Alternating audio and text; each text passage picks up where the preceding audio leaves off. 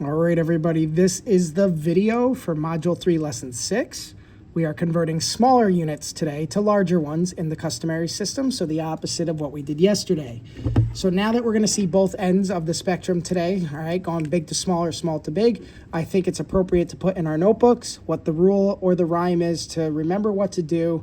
If you can't remember anything else, this will get you started. The rule is, with conversions, big, so you're writing this, to small, comma, multiply it all.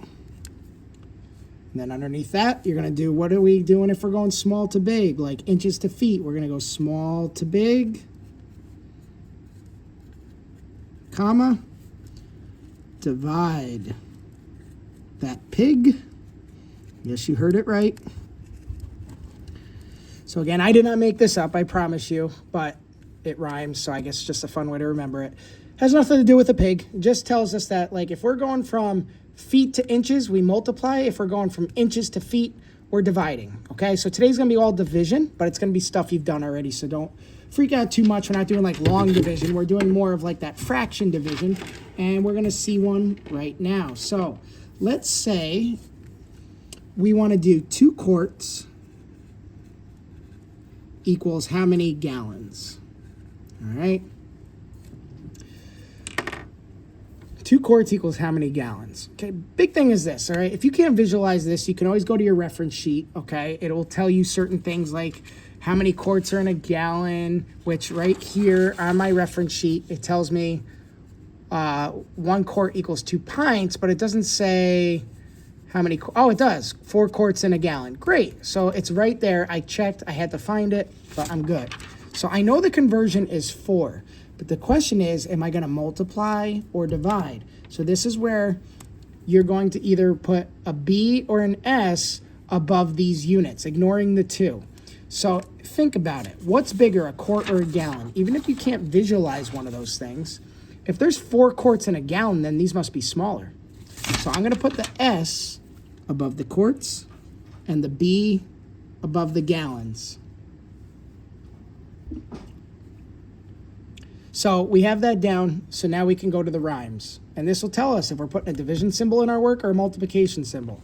So small to big, divide.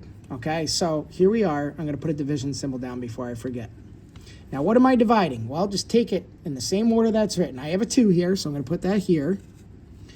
And now I need to figure out what my conversion is to divide by. And that's why we need a reference sheet for conversions if we can't memorize it.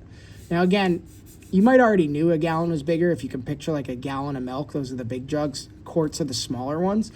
There's a poster in our room for that to help you out too. But just use the reference sheet, all right? You get a new one today to tear out. So I'm dividing by 4 because it told me that there's 4 quarts in a gallon. Now, some of you guys are probably stopping right now and looking at this and going, wait a minute, can you do 2 divided by 4? And don't forget, we learned this year that the answer is yes. Think of the division symbol as a fraction. Worst case scenario, if it looks like you have a smaller dividend than divisor, you're just going to be writing it as a fraction. And that's the case. It's 2/4. Okay.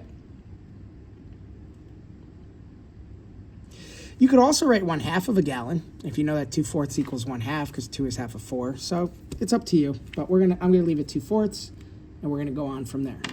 So let's stick with quarts and gallons since we already know the conversion. Let's go from 6 quarts to gallons. Okay. And again, I'm going to do small to big, so I got to divide. So watch how quick I'm going to do this. I write it down. I'm going to write my division symbol. And I'm going to put the 6 down in front. Okay. Now, luckily, we just did a problem like this, so I shouldn't need to go back to the reference sheet, but just remember it's right there if you need it. We're going to divide by how many quarts are in a gallon, which is 4. And this time, I'm still going to do a fraction, but I'm going to get an improper fraction, 6/4. And we should know, if we divide top number by bottom number, you don't have to write this. I'm just doing it for my friends that really need to keep seeing it. 6 divided by 4. 4 goes into 6 one time. 4 times 1 is 4. That leaves us with 2. So 1 and 2/4 if you look in this area right here that we always circle, okay? Now 1 and 2/4 also is equal to 1 1/2, okay? But that's just how you do it. So not a lot of steps today, but all of them today are going to be small to big. But just remember, if we have a quiz coming up, they're going to go both directions. So if gallons is on this side and quarts is on this side, we're multiplying because we're going from big to small. And you'd multiply by 4 instead of divide by 4. All right, let's switch gears for a second. I'm going to erase this. My rhyme is still up top, so I can have that. Let's go to something we saw in the last lesson, inches and feet.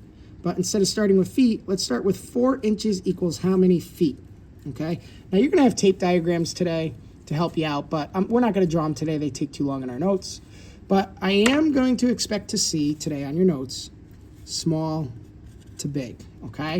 So that way I know you're thinking of the rhyme, small to big, divide, that pig. So I'm going to go down here, write my division symbol. The 4 comes right down. Now I need my conversion, all right?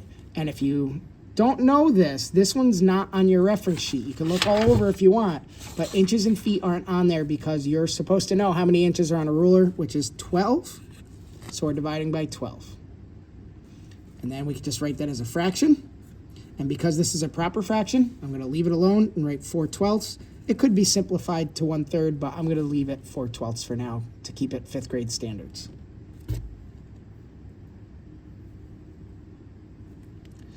And then lastly, one last one. I'm going to give you a word problem right now. This one's right on your homework, so make sure you're taking good notes. I'm going to put the word problem up on the screen. It says, a ribbon is 24 inches long. How long is the ribbon in feet?